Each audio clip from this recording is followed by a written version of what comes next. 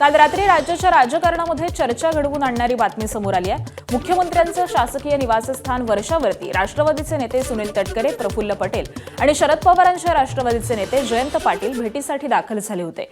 जवळपास 1.25 तास मुख्यमंत्री फडणवीसांसोबत या तिन्ही नेत्यांची चर्चा झाल्याची माहिती सूत्रांनी दिली आहे। मुख्यमंत्र्यांची भेट घेण्या अगोदरच तटकरे, पटेल आणि पाटील यांच्यामध्ये बैठक झाल्याची माहिती सूत्रांनी दिली आहे। यानंतर मुख्यमंत्र्यांसोबत तिन्ही नेत्यांची काय चर्चा झाली याचा तपशील समोर आला नाही। दरम्यान या भेटीबाबत जयंत पाटलांनी स्पष्टीकरण दिलंय। तटकरे आणि प्रफुल्ल पटेलांसोबत आपली बैठक झालेली नाही। इस्लामपूर नगरपालिका नगराध्यक्ष अपात्र ठरल्यानं मुख्यमंत्र्यांची भेट घेतली आहे, अशी माहिती जयंत पाटलांनी एबीपी माझाला दिली। एकनाथ शिंदे दिल्लीत दाखल होताच थेट अमित शहा यांच्या निवासस्थानी दाखल झाले। एकनाथ शिंदे आणि श्रीकांत शिंदे यांच्यासह नव्यानं ठाकरेंकडून शिंदेंकडे आलेले 6 खासदार सोबत होते। त्यांच्या पाठोपाठ भाजप राष्ट्रीय अध्यक्ष नितीन नवीन देखील अमित शहा यांच्या निवासस्थानी दाखल झाले। एकनाथ शिंदे, श्रीकांत शिंदे आणि शिवसेनेचे ठाकरेंकडून प्रवेश केलेले खासदार यांची केंद्रीय गृहमंत्री अमित शहा यांच्यासोबत 1 तास बैठक झाली। बैठकीमध्ये सर्व खासदारांचा परिचय, स्वागत झालं। तर विविध विभागनिहाय केंद्र सरकारकडे सर्व खासदारांच्या मतदारसंघातील कामांवरती चर्चा झाली।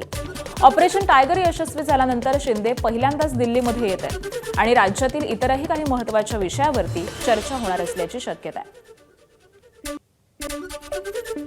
अमित भाई के साथ हमारे 6 सांसद की बैठक हुई है, सदिच्छा बैठी और उनके चुनाव क्षेत्र के विकास कार्यों के बारे में चर्चा। दरम्यान खासदार संजय राऊतांनी शिंदेंच्या दौऱ्यावरून टीका केली आहे। एकनाथ शिंदेना दुसरं काम काय आहे? त्यांना जर काय काम असेल तर त्यांनी सांगावं, याला फोडा आणि त्याला फोडा। काही सामाजिक भान, विकासाची दिशा, राम मंदिरातील लुटीवर बोलावं। कोणाला भेटायला गेले? प्रधानमंत्र्यांना भेटायला गेलेत ना, तो अमित शहा ना। अमित शहानी आतापर्यंत राम मंदिराच्या लुटीवरती काही वक्तव्य केलंय का? आपण गृहमंत्री आहात देशाचे, कपड्याला टिळा लावून फिरता ना, बोला ना मग। उद्धव ठाकरे यांनी नाशिकमधील 15 नगरसेवकांना मातोश्रीवर बैठकीसाठी बोलावलंय। नाशिकमध्ये देखील ऑपरेशन टायगर सुरू झाल्याची चर्चा आहे आणि याच पार्श्वभूमीवर उद्धव ठाकरे नगरसेवकांची बैठक घेणार आहेत। ऑपरेशन टायगरच्या माध्यमातून उद्धव ठाकरेंचे 10 ते 12 नगरसेवक शिंदेंच्या शिवसेनेमध्ये जाणार असल्याच्या चर्चा सुरू आहेत। ही फक्त चर्चा आहे असं म्हणत उद्धव ठाकरेंच्या स्थानिक नेत्यांनी यापूर्वीच हा दावा फेटाळून लावलाय। नगरसेवकांच्या भूमिकेसह नाशिक महानगरपालिकेतील राजकीय समीकरणांवरती आता चर्चा होणार आहे।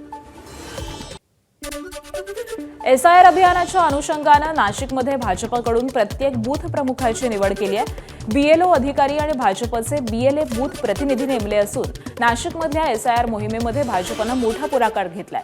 मात्र या सगळ्या प्रक्रियेवरती ठाकरेंच्या शिवसेनेनं आक्षेप घेत प्रशासकीय अधिकाऱ्यांनी प्रत्येक मतदाराची भेट घेऊन एसआयआर नोंदणी करावी आणि या मोहिमेमध्ये राजकीय पक्षांचा होणारा हस्तक्षेप थांबवावा असं निवेदन जिल्हाधिकाऱ्यांना दिलंय।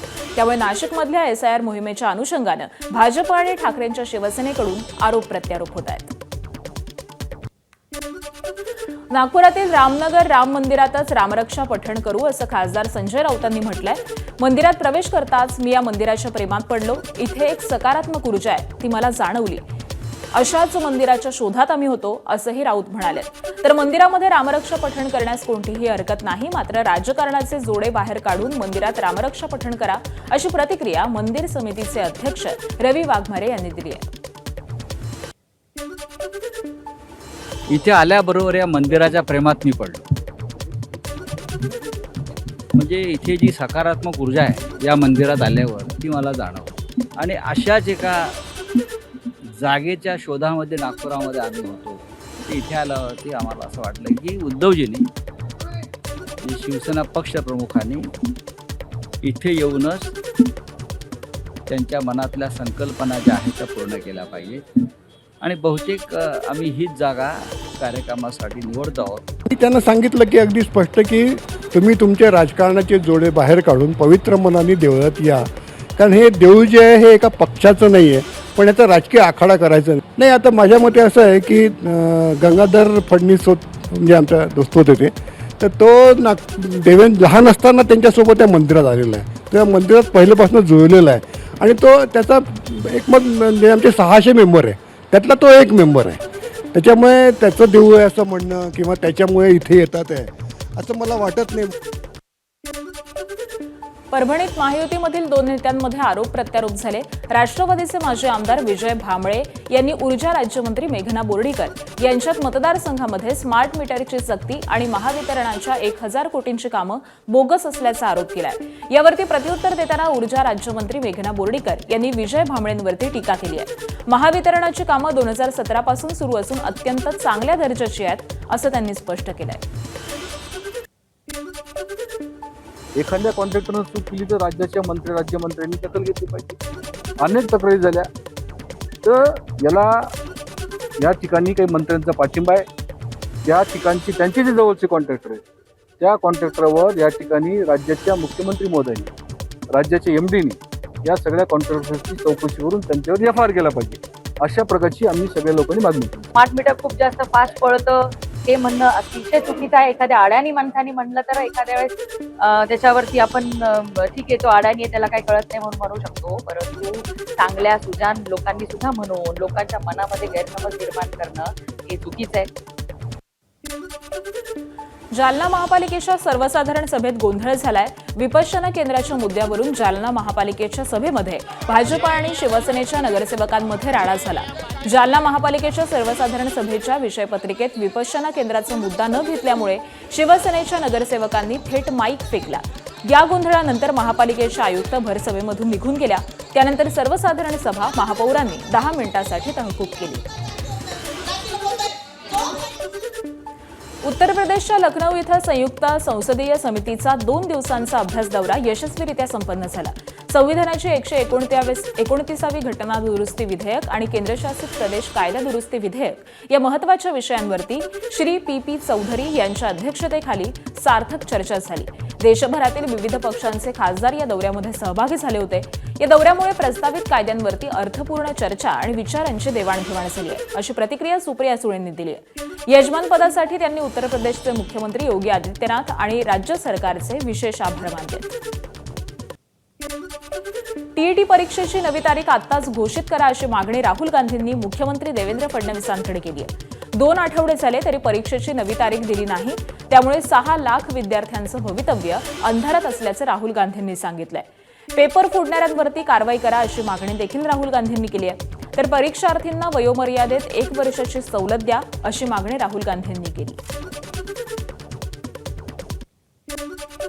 मुख्यमंत्री देवेंद्र फडणवीस यांनी पेपरफुटीच्या मुद्द्यावरून काँग्रेसचे नेते राहुल गांधी यांच्यावरती जोरदार टीका केली आहे. पेपरफुटीतील सर्व आरोपींना अटक करून कारवाई करण्यात आलेली असून पुढील परीक्षा व्यवस्थित व्हावी यासाठी नियोजन सुरू असल्याचं फडणवीस म्हणाले. राहुल गांधींनी आधी आपल्या पक्षामध्ये आणि आपल्या सरकारकडे पाहावं, मग बोलावं असा टोलाही त्यांनी लगावला. राहुल गांधींना कदाचित या गोष्टीची कल्पना नसेल की प्रोएक्टिव्हली सरकारने कारवाई करून पेपर फोडणाऱ्यांना पकडलं ते म्हणून ती परीक्षा पुढे नेली. पेपर फुटल्यानंतर नाही, त्याच्या आधी ही कारवाई महाराष्ट्र सरकारने आमच्या पोलिसांनी केलेली आहे आणि निश्चितपणे पुढची परीक्षा योग्य पद्धतीनं व्हावी याचं नियोजन चाललं आहे. त्याच्या तारखा देखील लवकरच आम्ही घोषित करणार आहोत. फक्त मला याची कल्पना नाही की राहुल गांधींनी हे ट्विट परदेशातनं केलं आहे की देशातनं केलं आहे, कारण ते बहुतांश वेळी परदेशात असतात, तेव्हा त्यांना सगळी माहितीच असते असं नाही आहे. दिल्लीतील जंतर मंतरवर शिक्षण तज्ज्ञ आणि हवामान कार्यकर्ते सोनम वांगचुक यांच्या आमरण उपोषणाला 16 दिवस उलटलेत. त्यांच्या तब्येतीविषयी चिंता व्यक्त केली जात असताना 3 इडियट्स चित्रपटामध्ये चतुर रामलिंगम ची भूमिका साकारून लोकप्रिय झालेला अभिनेता ओमी वैद्यनं सोशल मीडियावरती व्हिडिओ शेअर करत सोनम वांगचुक यांना जाहीर पाठिंबा दिलाय. मी फुनसुक वांगडूला मरताना पाहू इच्छित नाही असं म्हणत त्यानं सोशल मीडियावरती व्हिडिओ केलाय. विशेष म्हणजे 3 इडियट्समधील आमिर खाननं साकारलेलं फुनसुक वांगडू हे पात्र सोनम वांगचुक यांच्या व्यक्तिमत्वापासून प्रेरित होतं. राज्यातील समाज कल्याण विभागाच्या वसतिगृहांमधील गंभीर अनियमिततांवरती महालेखापरीक्षक अर्थात कॅगच्या अहवालानं बोट ठेवलंय. 2022 ते 2024 या कालावधीमध्ये कॅगनं राज्यातील 18 शासकीय आणि 21 अनुदानित वसतिगृहांची प्रत्यक्ष पाहणी केली. त्यापैकी 6 वसतिगृहांमध्ये कागदोपत्री विद्यार्थी आणि कर्मचारी दाखवून कोट्यवधी रुपयांचं अनुदान उचलल्याचं समोर आलंय.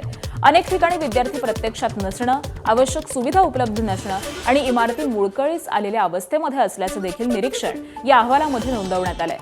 जालना जिल्ह्यातील एकूण 4 अनुदानित वसतिगृहांचा कॅगच्या अहवालात समावेश असून त्यापैकी 1 वसतिगृह हे जालना शहरातील मोदीखाना परिसरात असून उर्वरित 3 वसतिगृह जिल्ह्याच्या ग्रामीण भागामध्ये आहेत. कागदोपत्री विद्यार्थी आणि कर्मचारी दाखवून अनुदान ठेवल्याचा ठपका या वसतिगृहांवरती ठेवण्यात येतोय. कॅगच्या पाहणीनंतर समाज कल्याण विभागानं 2024-25 रोजी या वसतिगृहांची मान्यता आणि अनुदान रद्द केलेलं आहे. वसई विरार शहर महानगरपालिकेच्या मुख्यालयावरती मनसेनं तिरडीसह प्रतिकात्मक अंत्ययात्रा काढत अनोखं आंदोलन केलंय. शहरामध्ये झालेल्या अतिवृष्टीमुळे 11 जणांचा मृत्यू झाल्याच्या घटनेला मनसेनं थेट महापालिका प्रशासनाला जबाबदार धरलं आणि यावेळी मनसे पदाधिकाऱ्यांनी पालिका आयुक्तांवरती आरोप केलेले आहेत. खोल समुद्रातील संपर्कासाठी मच्छीमारांना सॅटेलाइट फोन मिळणार अशी माहिती मत्स्य व्यवसाय मंत्री नितेश राणेंनी दिली आहे. आपत्कालीन प्रसंगी मच्छीमारांना तात्काळ मदत मिळणार आहे. BSNL सोबत मत्स्य व्यवसाय विभाग समन्वय ठेवणार असून मच्छीमारांच्या सुरक्षिततेसाठी अत्याधुनिक संप्रेषण व्यवस्था उभारण्यात येणार आहे. राज्यातील मच्छीमारांना खोल समुद्रामध्ये मासेमारी करताना कोणत्याही परिस्थितीमध्ये किनाऱ्याशी संपर्क साधता यावा, आपत्कालीन प्रसंगी तात्काळ मदत मिळावी आणि हवामान त्याचबरोबर सुरक्षा सूचना वेळेवरती प्राप्त व्हाव्यात यासाठी सॅटेलाइट फोन सुविधा उपलब्ध करून देण्याबाबत महाराष्ट्र शासनानं महत्त्वपूर्ण पाऊल उचललंय. नाशिकच्या निफाड तालुक्यातील देवगाव मंडळातील शेतकऱ्यांनी प्रधानमंत्री पीक विमा योजना खरीप 2025 अंतर्गत पीक विमा न मिळाल्याच्या निषेधार्थ आंदोलन केलं. सदोष पीक कापणी प्रयोग, हवामान केंद्रातील त्रुटीपूर्ण नोंदी, विमा कंपनी अपुरे मनुष्यबळ आणि तालुका स्तरावरती कार्यालय नसल्याचा आरोप शेतकऱ्यांनी केलाय. यावेळी विविध मागण्यांचं निवेदन प्रशासनाला देत मागण्या मान्य न झाल्यास 20 जुलै रोजी देवगाव इथं सरणरचक आंदोलन करण्याचा इशारा शेतकऱ्यांनी दिलाय. बीड जिल्हा क्रीडा संकुलाच्या उभारणीला गती देणारा महत्त्वपूर्ण निर्णय राज्य मंत्रिमंडळाच्या बैठकीत घेण्यात आला. क्रीडा संकुलाच्या 24,95,00,000 रुपयांच्या अंदाजपत्रकास आणि निधी मंजुरीस मंत्रिमंडळानं मान्यता देणे. दरम्यान तत्कालीन उपमुख्यमंत्री दिवंगत अजित पवार यांच्या कार्यकाळामध्ये या क्रीडा संकुलाच्या उभारणीला प्रशासकीय मंजुरी देण्यात आली होती. उपमुख्यमंत्री, क्रीडा मंत्री तथा बीड जिल्ह्याच्या पालकमंत्री सुनेत्रा पवार यांनी या क्रीडा संकुलाच्या निधीसाठी सातत्यानं केलेल्या विशेष पाठपुराव्यामुळेच हा मार्ग मोकळा झालाय. निकृष्ट सोयाबीन बियाणे प्रकरणी आज मंत्रालयामध्ये महत्त्वपूर्ण बैठक पार पडणार आहे. कृषी मंत्री दत्तात्रय भरणे उच्चस्तरीय बैठक घेणार आहेत. राज्यातील बोगस सोयाबीन बियाणांसंदर्भामध्ये अखेर सरकारला जाग आली आहे. कृषी मंत्र्यांच्या अध्यक्षतेखाली मंत्रालयात उच्चस्तरीय बैठक होणार आहे. अकोला जिल्ह्यासह विदर्भ आणि मराठवाड्यातील अनेक जिल्ह्यांमध्ये बोगस आणि निकृष्ट सोयाबीन बियाणं वितरण केल्याचं शेतकऱ्यांचं आरोप आहेत आणि त्यामुळे शेतकऱ्यांचं मोठं नुकसान झालंय. बैठकीसाठी अकोल्याचे आमदार रणधीर सावरकर यांना विशेष आमंत्रण देण्यात आलंय.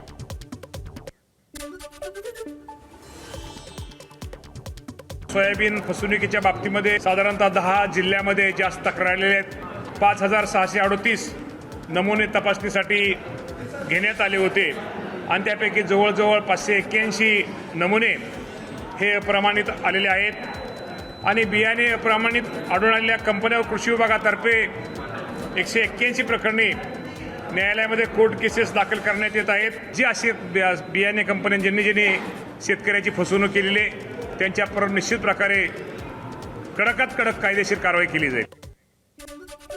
राज्यातील शेतकरी पुन्हा एकदा संकटाच्या चक्रात अडकलाय.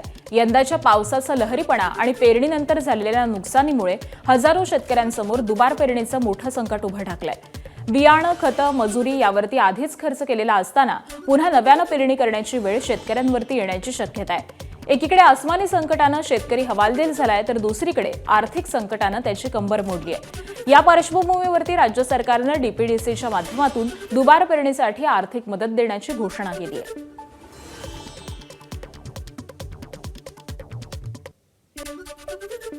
शेतकऱ्यांना पुन्हा पुन्हा बी बियाणे आपल्या पैशाने घेण्याऐवजी दुबार पेरणीकरता जो लागणारा बी बियाणं त्याच्याकरता लागणारा निधी आहे तो DPDC पालकमंत्र्याच्या DPDCच्या माध्यमातून देण्याची आज निर्णय माननीय मुख्यमंत्री देवेंद्र फडणवीसजींनी केला।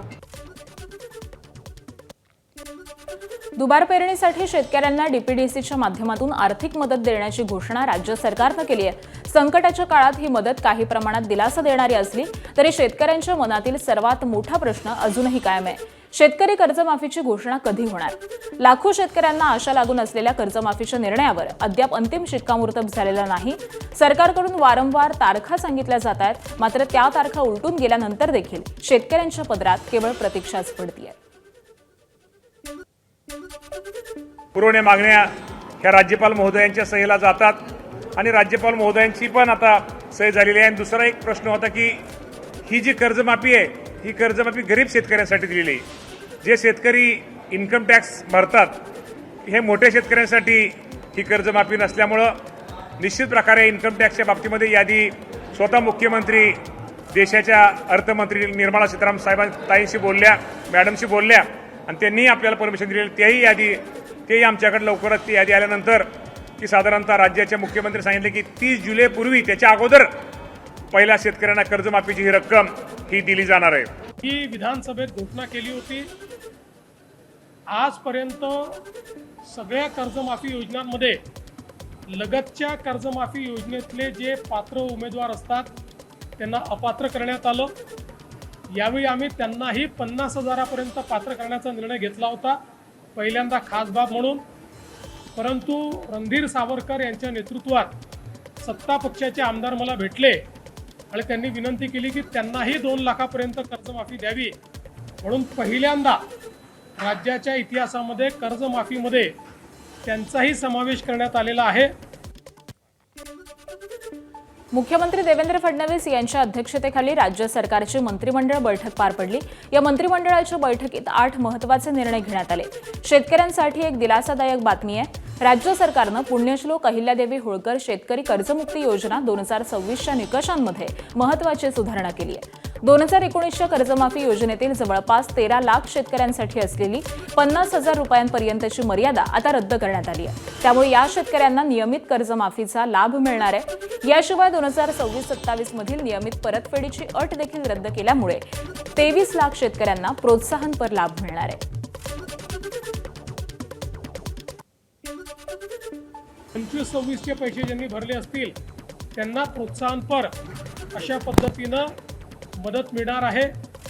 यामुळे काही शेतकरी जे अपात्र झाले असते ते सगळे पात्र झालेले आहेत आणि मला असं वाटतं आता देशातली आणि राज्यातली सगळ्यात मोठी कर्जमाफी 56 लाख शेतकऱ्यांकरता ही कर्जमाफी आपण त्या ठिकाणी जाहीर केली।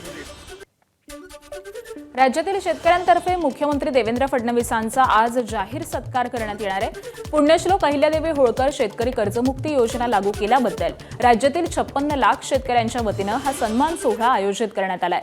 नरिमन पॉइंट इथल्या यशवंतराव चव्हाण सेंटर इथं सकाळी 11 ते 3 या वेळेमध्ये हा कार्यक्रम पार पडणार असून यावेळी भाजपचे प्रदेश अध्यक्ष रवींद्र चव्हाण यांची प्रमुख उपस्थिती असेल। महाराष्ट्र शासनानं पालघर जिल्ह्यातील आगामी वाढवण बंदराजवळ तब्बल 1200 एकर जागेवरती आंतरराष्ट्रीय कृषी बाजारपेठ उभारण्याची घोषणा केली आहे। पॅरिसच्या रूमगेश बाजारपेठेच्या धर्तीवरती हे जगातील सर्वात मोठं कृषी मार्केट हब असणार आहे। कृषी निर्यातीला चालना देणं आणि शेतकऱ्यांना जागतिक पातळीवरती सुविधा उपलब्ध करून देण्याचा राज्य सरकारचा उद्देश आहे। ही बाजारपेठ रस्ता, रेल्वे, बंदर आणि विमानतळाशी जोडलेली असेल आणि ज्यामुळे राज्यातीलच नव्हे तर देशभरामधील शेतीमालासाठी महाराष्ट्र जागतिक व्यापार केंद्र म्हणून उदयास येईल, अशी माहिती पणन मंत्री जयकुमार रावल यांनी दिली आहे। पालघर इथे वाढवण बंदराजवळ जवळपास 1200 एकरवर इंटरनॅशनल मार्केटची स्थापना पण करतोय आणि या जागेला 50 किलोमीटरवर समुद्राचा किनार सी पोर्ट राहील, जवळच एअरपोर्ट राहील, रेल पोर्ट राहील, लॉजिस्टिक्स हब राहील आणि दिल्ली आणि मुंबईला जोडणारा जो एक्सप्रेसवे हा सुद्धा याला जोडलेला राहील आणि असा एक इंटिग्रेटेड इंटरनॅशनल मार्केट कमिटी ही महाराष्ट्रामध्ये आपण तयार करतोय। महाराष्ट्राचा जो माल आहे हा पूर्ण जगात जायला पाहिजे आणि म्हणून पॅरिसमध्ये रुंगीस मार्केटच्या धर्तीवर आपण ही मार्केट कमिटी तयार करतोय. एसटी प्रवाशांसाठी एक महत्त्वाची बातमी. महाराष्ट्र राज्य परिवहन महामंडळाच्या म्हणजेच एसटीच्या राज्यभरातील अतिरिक्त जागांचा आता विकास होणार आहे. जिल्हा, तालुका आणि ग्रामीण भागातील बस स्थानकांसह महामंडळाच्या इतर जागांचा विकास पीपी तत्वावरती करण्यात येणार असल्याचा सरकारनं इशारा दिलाय. या माध्यमामधून बस स्थानकांचं आधुनिकीकरण होणार असून प्रवाशांना अधिक चांगल्या सुविधा मिळणार आहेत. महामंडळाच्या जागांचा योग्य वापर करून उत्पन्न वाढवण्याचा देखील यामागे उद्देश आहे. मुंबईतून महाराष्ट्र राज्य मार्ग परिवहन महामंडळाच्या 78व्या वर्धापन दिनानिमित्त विद्याविहारमध्ये विभागीय कार्यालयात वृक्षारोपण कार्यक्रम झाला. यावेळी परिवहन मंत्री आणि एसटी महामंडळाचे अध्यक्ष प्रताप सरनाईक यांच्या हस्ते वृक्षारोपण करण्यात आलं. मात्र मोठ्या झाडांच्या अगदी बाजूलाच नव्यानं झाडं लावण्याचं नियोजन केल्यामुळे सरनाईक संतापले. दरम्यान अधिकाऱ्यांनी हा आपलाच कार्यक्रम आहे असं समजवून जबाबदारीनं लक्ष द्यावं अशा सूचना देखील सरनाईक यांनी दिल्या. यासोबतच यावर्षी 78,000 झाडं लावण्याचा निर्णय घेण्यात आलेला आहे अशी माहिती सरनाईक यांनी दिली.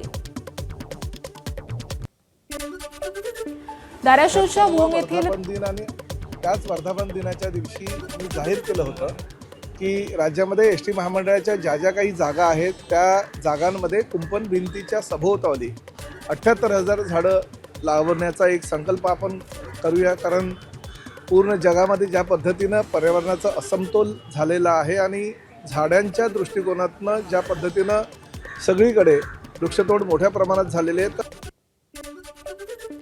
धाराशिवच्या भूमीतील दूध भेसळ प्रकाराच्या तपासामध्ये आता पश्चिम महाराष्ट्र कनेक्शन समोर आलंय. फरार मुख्य आरोपी बाळासाहेब गोडगे यानं सोलापूर जिल्ह्यातील अकलूज इथल्या हेमंत कॉर्पोरेशनकडून मोठ्या प्रमाणावरती दूध पावडरची खरेदी केल्याची माहिती समोर आलेली आहे. मागील 2 वर्षांमध्ये 7 कोटी रुपयांहून अधिक किमतीची दूध पावडर या हेमंत कॉर्पोरेशनकडून खरेदी करण्यात आली. विशेष म्हणजे पहिल्या वर्षाच्या तुलनेमध्ये दुसऱ्या वर्षी दूध पावडर खरेदीमध्ये लक्षणीय वाढ झाली आहे. या वाढीमागे नेमकं व्यावसायिक कारण होतं की इतर काही याचा तपास आता सुरू आहे. 2025-26 मध्ये 4,69,00,000 त्यांनी खरेदी केलेली आहे पावडर. ते पावडर त्यांनी एक्झॅक्ट कुठं वापरलेले, कशासाठी वापरलेले आहे ते आपल्याला आणखी 100% निष्पन्न झालेलं आहे. फक्त त्यांनी विकलेले आहे पुढे पावडर त्यांनी ते खरेदी करून. या प्रकरणामध्ये 7 आरोपी आहेत. अद्याप सर्व आरोपी फरार आहेत.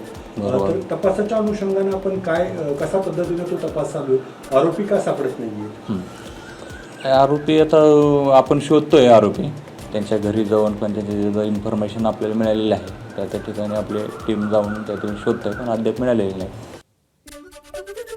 धाराशिवमधील दूध भेसळ प्रकरणामध्ये मोठी अपडेट समोर आली आहे. अवघ्या 150 स्क्वेअर फुटाच्या छोट्याशा दुकानातून कोट्यवधी रुपयांचा दूध पावडरचा गोरखधंदा सुरू होता. पोलीस तपासातील कागदपत्रांनुसार फरार मुख्य आरोपी बाळासाहेब गोडगे याच्या भूम शहरातील आरसोली रोडवरच्या मधुबन ट्रेडिंग कंपनी या छोट्याशा दुकानामध्ये 2 वर्षात 4,63,00,000 रुपयांहून अधिक किमतीच्या दूध पावडरची विक्री झाल्याची नोंद झाली आहे. आणि विशेष म्हणजे सूत्रांच्या माहितीनुसार गोडगेच्या जवळच्या व्यक्तीकडून मिळालेल्या टीप नंतरच या संपूर्ण प्रकरणाचा धागा तपास यंत्रणांच्या हाती लागल्याची चर्चा आहे. अहिल्यानगर जिल्ह्यामध्ये मागील 5 ते 6 दिवसांपासून पावसानं उघडीप दिली आहे, ज्यामुळे ज्या पेरण्या झालेल्या आहेत त्या धोक्यामध्ये येण्याची शक्यता आहे. तर काही ठिकाणी उशिरानं पेरणीला सुरुवात झाली आहे. सरासरीच्या जवळपास 60% पेरणी झाली आहे. तर अनेक भागामध्ये पुरेशी ओल नसताना देखील शेतकरी पेरणी करतात. यवतमाळच्या मारेगाव तालुक्यातील अनेक गावांमध्ये विद्यार्थ्यांकरता एसटी बसची सुविधा नाही. शिवाय मानव विकास मिशनच्या बस देखील विद्यार्थ्यांकरता थांबत नाही आणि त्यामुळे अनेक विद्यार्थी आणि त्यांच्या पालकांना मनस्ताप सहन करावा लागतोय. वारंवार मागणी करून देखील एसटी महामंडळ बस उपलब्ध करून देत नाही आणि त्यामुळे एसटी महामंडळाच्या नाकारतेपणावरती मनसेनं चपराक देत शालेय विद्यार्थ्यांसाठी मोफत बस सेवा सुरू केली आहे. मनसेचे नेते राजू उंबरकर यांच्या संकल्पनेमधून ही योजना राबवली जाते. दरम्यान चेंबूर दुर्घटनेच्या अहवालामध्ये मुंबई महानगरपालिकेचे अधिकारी आणि एकूण प्रशासनाला क्लीन चिट देत सर्व खापर पालिकेच्या कंत्राटदारावरती फोडण्यात आलं होतं. या अहवालावरती महापौर रितू तावडे प्रचंड संतापल्या. त्यांनी या अहवालाच्या विश्वासार्हतेवरती शंका उपस्थित करत हा अहवाल आपल्याला अमान्य असल्याचं म्हटलं. त्यांच्या या वक्तव्यामुळे आता मुंबई महानगरपालिकेच्या आयुक्त अश्विनी भिडे आणि महापौर रितू तावडे यांच्यामध्ये संघर्षाची ठिणगी पडली आहे का अशी कुजबूज राजकीय वर्तुळात सुरू झाली आहे. मुंबई महानगर पालिका के माध्यम से का जो पेड़ गिरने की घटना हो गई, उसमें बच्चे की जान चली गई है, ये जो अहवाल है उसके लिए मैं सहमत नहीं हूँ, क्योंकि मेरा डे वन से एक ही स्टेटमेंट था, ये जो रोड बने हैं ये मुंबईकर के लिए बने, मुंबई का बहुत दरम्यान चेंबूर दुर्घटनेचा अहवाल आपल्याला अमान्य आहे अशी प्रतिक्रिया किशोरी पेडणेकर यांनी दिली आहे. चोरांनी चोरांना निर्दोष सिद्ध करण्यासाठी दिलेला अहवाल असं असल्याची टीका संदीप देशपांडे यांनी केली आहे. हा अहवाल, या अहवालामध्ये त्रुटी खूप दिसत आहेत आणि दोघांमधल्या जे मी सभागृहात मांडलं होतं की महापौर सांगतायत की सिमेंट कॉन्क्रीटमुळेच जास्त ते म्हणजे 80-85% ते कारणीभूत आहे. तर त्या मताशी आम्ही अख्खं सभागृह सहमत होतो.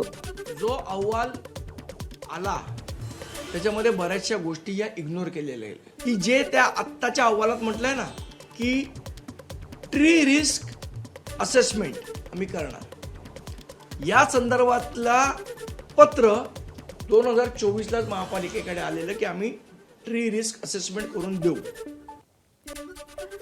चेंबूर दुर्घटनेवरून मुंबई पालिकेवरती अमित साटम यांनी हल्लाबोल केलाय. चेंबूरमध्ये झाड कोसळून झालेल्या मुलाचा मृत्यू नेमका कोणामुळे झाला असा सवाल साटम यांनी केलाय. तर मुंबई पालिका जबाबदारी झटकत असल्याचा आरोप देखील साटम यांनी केलाय. निष्काळजीपणामुळे झालेल्या मृतांबाबत दोषींवरती कारवाई व्हावी अशी मागणी त्यांनी पोस्टमधून केली आहे. भंडारा जिल्ह्यातील जेल रोडवरच्या जुन्या पाण्याच्या टाकीसमोर धावत्या स्विफ्ट कारवरती एक विशाल पुरातन वृक्ष अचानक कोसळला. या अपघातामध्ये कारमधील 4 जण किरकोळ जखमी झालेले असून कारचं मोठं नुकसान झालंय. वृक्ष कोसळल्यामुळे काही काळ वाहतूक विस्कळीत झाली होती. माजी नगरसेवक रवी नेवारे यांनी तातडीनं नगरपालिकेच्या कर्मचाऱ्यांना बोलावून सर्वांना सुरक्षित बाहेर काढलं आणि वृक्ष हटवून वाहतूक पूर्ववत झाली. सरपंच संतोष देशमुख हत्या प्रकरणातील आरोपी जयराम चाटेचा जामीन अर्ज न्यायालयानं फेटाळलाय. जामिनासाठी 10वी-12वीत चांगले मार्क्स, BSc पदवीधर असल्याचं कारण दिलं होतं. चांगले मार्क आणि शिक्षण हे जामिनाचं कारण असू शकत नसल्याचं स्पष्ट करत न्यायालयानं जयराम चाटेचा जामीन अर्ज फेटाळून लावलाय. मुंबईतल्या काळा चौकी परिसरातील अभ्युदय नगरमध्ये एका इमारतीत स्लॅब कोसळून दुर्घटना झाल्यानं मोठी खळबळ उडाली आहे. अभ्युदय नगरमधल्या इमारत क्रमांक 5च्या पहिल्या मजल्याचा स्लॅब अचानक कोसळल्यामुळे ही दुर्घटना घडली आहे. स्लॅब कोसळला ते घर योगायोगानं बंद असल्यामुळे या दुर्घटनेत कोणीही जखमी झालं नाही. काळा चौकी पोलीस आणि अग्निशमन दलाच्या जवानांनी घटनास्थळी दाखल होऊन इमारतीची पाहणी केली आहे. या इमारतीच्या सुरक्षिततेबाबत आता प्रश्नचिन्ह उपस्थित करण्यात येत आहे. पाकिस्तानी गँगस्टर शहजाद भट्टीच्या संपर्कातील संशयितांविरोधात ATSनं मोठी कारवाई केली आहे. पुणे शहर, पिंपरी चिंचवड आणि पुणे ग्रामीण भागामधून स्थानिक पोलिसांच्या मदतीनं एकाच वेळी धाडसत्र राबवण्यात आलं. सोशल मीडियाच्या माध्यमातून भट्टीच्या संपर्कात असल्याच्या संशयावरून 66 जणांवरती ATSची नजर होती. त्यापैकी आतापर्यंत 45 जणांना चौकशीसाठी ताब्यात घेण्यात आलं. ताब्यात घेतलेल्या संशयितांचे मोबाईल, सोशल मीडिया अकाउंट्स आणि डिजिटल पुरावे तपासले जात आहेत. दरम्यान या प्रकरणामध्ये अद्याप कोणतीही अधिकृत माहिती जाहीर करण्यात आलेली नाही. अन्न आणि औषध प्रशासन म्हणजेच FDAनं मुंबईतल्या 3 नामांकित हॉटेलवरती कारवाई करून त्यांचं अन्न परवाने निलंबित केलेत. दक्षिण मुंबईतल्या भेंडी बाजार आणि उमरखाडी परिसरातल्या 3 नामांकित हॉटेलवरती FDAनं कारवाई केली आहे. शालिमार हॉस्पिटॅलिटी, नूर मोहम्मद आणि रहमानिया या हॉटेल्सचे परवाने निलंबित करण्यात आले. या 3 हॉटेल्सकडून स्वच्छता, अन्न सुरक्षा आणि परवाना नियमांचं गंभीर उल्लंघन करण्यात आल्याचं उघड झालंय. कल्याण रेल्वे स्टेशन परिसरामध्ये चालणाऱ्या आंतरराज्यीय वेश्या व्यवसायाचा पोलिसांनी पर्दाफाश केलाय. या रॅकेटचे धागेदोरे मुंबईच्या काठीमुरापासून थेट पश्चिम बंगालपर्यंत पसरलेले होते. आरोपींना पकडण्यासाठी कल्याण पोलिसांचं पथक विमानाने पश्चिम बंगालमध्ये गेलं होतं. या कारवाईमध्ये रॅकेटचा मुख्य म्होरक्या तौफिक उर्फ टोप्या, पैशांची वसुली करणारी मीना नारायण बारीक आणि साथीदार प्रशांत गायकवाड यांना अटक करण्यात आली आहे. तर मीना बारीक महिलांकडून दररोज 500 रुपयांची सक्तीची वसुली करत होती अशी माहिती पोलिसांना मिळाली. ह्याच्यामध्ये सगळे जे आरोपी जे आहेत, आता मुख्य आरोपीवरती मी सांगितल्याप्रमाणे त्यांच्यावरती यापूर्वीचे पिठाचे पण 3 गुन्हे दाखल आहेत आणि इतरही रॉबरीचे आणि इतर प्रकारचे गुन्हे दाखल आहेत. तर असे 8 गुन्हे टोटल या मुख्य आरोपी दाखल आहेत आणि बाकी सगळ्यांच्या आरोपावरती यापूर्वीचे पिठाचे गुन्हे दाखल आहेत. साधारणपणे हे जे रॅकेट जे आहे ते मुंबई परिसरातून आपल्याकडे महिलांना या ठिकाणी ह्या एजंटमार्फत आणलं जातं आणि या टोळीच्या माध्यमातून त्यांना या ठिकाणी असा व्यवसाय करण्याबाबत भाग पडलं जातं आतापर्यंत तपासात निष्पन्न झालेला आहे.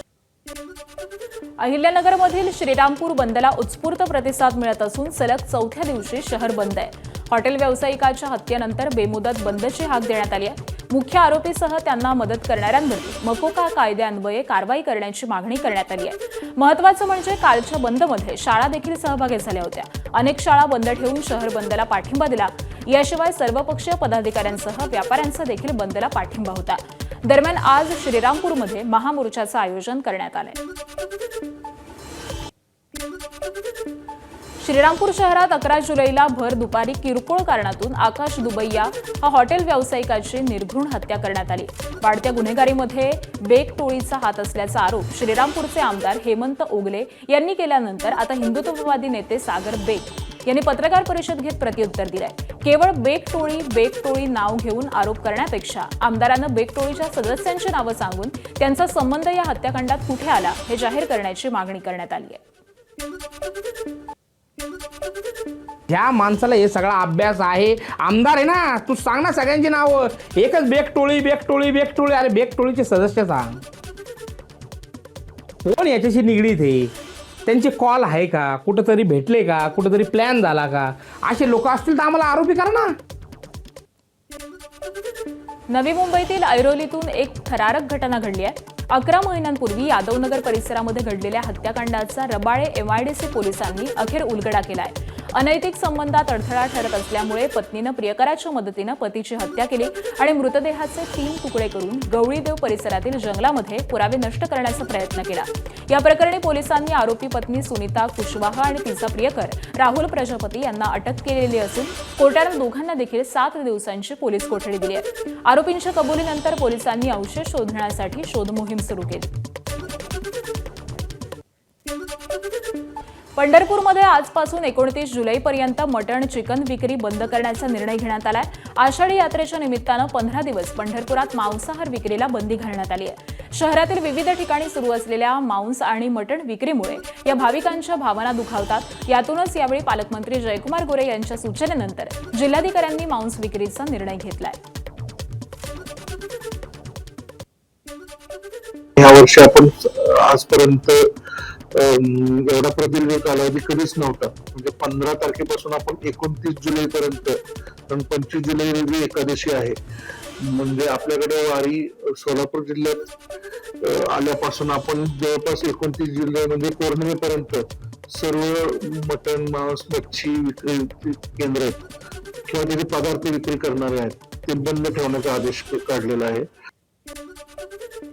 बीडमधून संत गहिनीनाथांच्या पालखीचं पंढरपूरकडे प्रस्थान झालंय. हजारो वारकरी पालखीत सहभागी झालेत. बीडच्या श्री क्षेत्र गहिनीनाथ गडावरून दिंडीचं प्रस्थान झालंय. संत वामनभाऊ महाराज यांनी या पालखीची सुरुवात साधारण 133 वर्षांपूर्वी केली होती आणि आजही परंपरा सुरू आहे. या पालखीचं काल पंढरपूरकडे प्रस्थान झालंय. या दिंडीमध्ये महिला आणि ऊसतोडणी कामगार यांची संख्या अधिक प्रमाणात दिसते. आषाढी ही वारी ज्ञानोबारायांनी सांगितलं, माझ्या जीवीची आवडी पंढरपुरा नेहन गुडी. आणि श्री ज्ञानोबारायाला हा संदेश किंबहुना आदेश, ही जी परंपरा आहे ही परंपरा वारकरी संप्रदायाची या गहिनीनाथ गडापासून आरंभित होते आणि ही वारकरी संप्रदायाची मूळ परंपरा असणारी ही परंपरा आहे. हा पालखी सोहळा आहे आणि नेमाप्रमाणे आज ज्येष्ठ वद्य अमावस्याला आरंभित होतो आणि आषाढ शुद्ध नवमी या दिवशी पंढरपुरामध्ये पोहोच होतो.